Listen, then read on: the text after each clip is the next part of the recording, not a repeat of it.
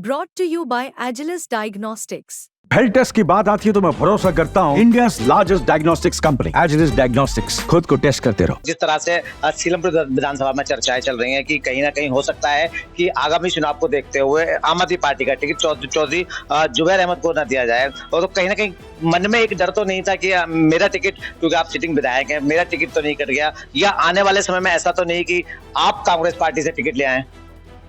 देखिए, आने वाले टाइम का तो मुझे अपने जिंदगी का भी नहीं पता कि मैं जीऊंगा या नहीं जीऊंगा। अभी तो 3-3.5 महीने हैं इलेक्शन के। अभी किसने देखा है कल क्या होगा? उन्होंने बहुत गलियाया है हमें जमाने तक। कुछ तो उनको भी भोगना पड़ेगा, कुछ तो उनको भी भोगना पड़ेगा। 2013 के चुनाव में आम आदमी पार्टी के पास 28 सीटें थी।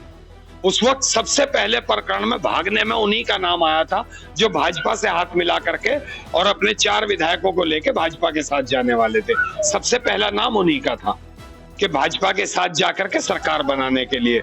अब उन्होंने देखा कि आम आदमी पार्टी की छवि अच्छी है तो आम आदमी पार्टी में चलो। कल तक वो हमें गलिया रहे थे। तो जन्मे बेटे का और गोद लिए बेटे में जमीन और आसमान का फर्क होता है। वो कितने दिन आम आदमी पार्टी में बने रहेंगे ये देखने वाली बात होगी। कहते हैं इश्क और जंग में सब कुछ जायज है, लेकिन अगर एक पैराग्राफ इसमें और जोड़ दिया जाए कि राजनीति में भी सब कुछ जायज है तो कहना कहीं ना कहीं गलत नहीं होगा, क्योंकि फिलहाल हम सीलमपुर की राजनीति की बात कर रहे हैं और सीलमपुर के विधानसभा से जो विधायक अब्दुल रहमान साहब हैं हमारे साथ मौजूद हैं। सीलमपुर के पूर्व विधायक के बेटे जो कि कांग्रेस पार्टी से जिला अध्यक्ष बाबरपुर कांग्रेस के थे, उन्होंने हाल ही में आम आदमी पार्टी ज्वाइन कर ली। इसके बाद सीलमपुर विधानसभा में एक राजनीतिक भूचाल सा आ गया है।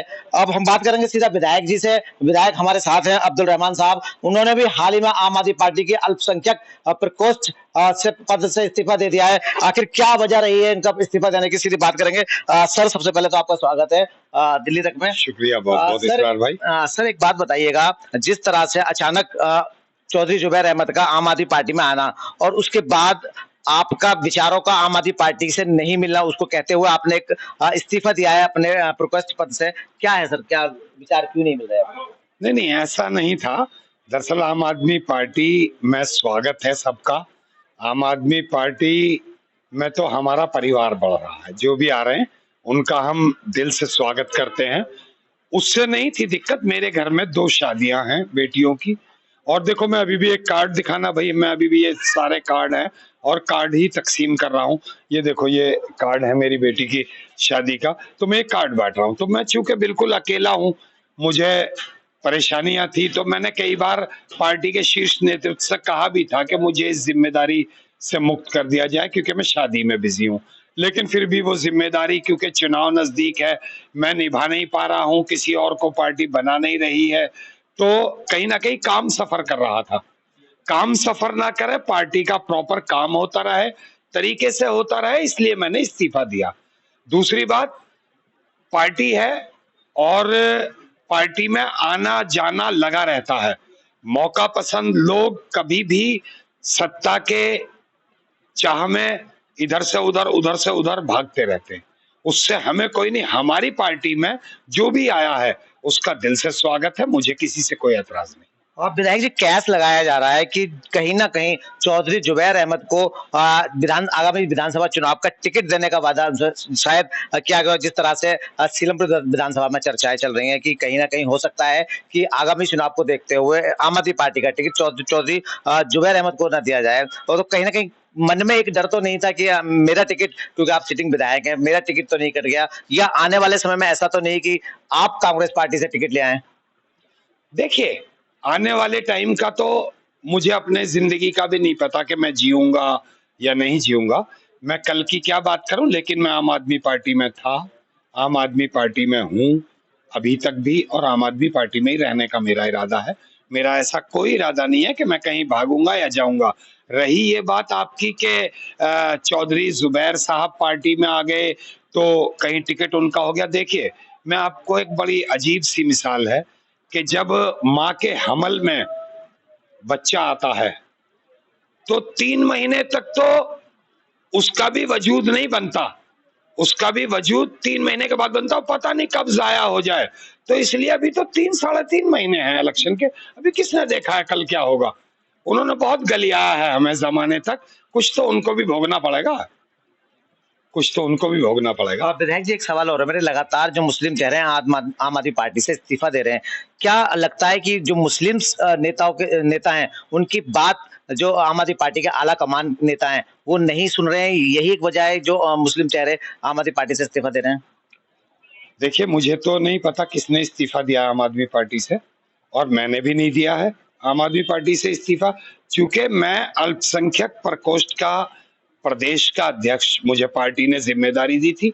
मैंने उस जिम्मेदारी से इस्तीफा इसलिए दिया है क्योंकि मेरे घर में 2 बच्चियों की शादी है और मैं बहुत ज्यादा बिजी था। मेरे बिजी रहने की वजह से पार्टी का काम सफर कर रहा था, तो पार्टी का काम सफर ना करे और प्रॉपर पार्टी का काम चलता रहे, मैंने इसलिए इस्तीफा दिया है मजबूर होकर के कि मेरी वजह से कहीं कोई पार्टी को नुकसान ना पहुंचे, इसलिए मैंने इस्तीफा दिया। बाकी मैं पार्टी के अंदर हूं और मुझे पार्टी से किसी भी तरह की कोई शिकायत भी नहीं है। मैं आज भी उतना ही यकीन रखता हूं। और रही टिकट की बात, तो टिकट के फैसले चुनाव के वक्त होते हैं, अभी तो चुनाव की घोषणा नहीं, कुछ नहीं, किसका टिकट होगा किसका नहीं होगा, जिसका भी टिकट होगा पार्टी सोच समझ के देगी, जिसको भी देगी। हम साथ हैं पार्टी के फैसले के। हमें देखिए विधायक जी, पहले दिन से हमारी आपसे बात हो रही है, आपने हमेशा यही कहा है कि हमारा परिवार मजबूत हुआ है, तो इस परिवार में जो चौधरी जुबैर अहमद शामिल हुए हैं, आप सिटिंग विधायक हैं, क्या आम आदमी पार्टी ज्वाइन करने के बाद चौधरी जुबैर अहमद ने एक बार भी आपसे मुलाकात की अभी तक? नहीं सर, वो दरअसल में राजनेता हैं बड़े, और जब वो कांग्रेस में थे, पहले वो जनता दल में थे, जनता दल छोड़ दी उन्होंने, वो आजाद उम्मीदवार कांग्रेस में आ गए, फिर कांग्रेस छोड़ दी, फिर आजाद उम्मीदवार लड़ लिए, फिर उसके बाद में 2013 के चुनाव में आम आदमी पार्टी के पास 28 सीटें थी। उस वक्त सबसे पहले प्रकरण में भागने में उन्हीं का नाम आया था, जो भाजपा से हाथ मिला करके और अपने 4 विधायकों को लेके भाजपा के साथ जाने वाले थे। सबसे पहला नाम उन्हीं का था कि भाजपा के साथ जाकर के सरकार बनाने के लिए।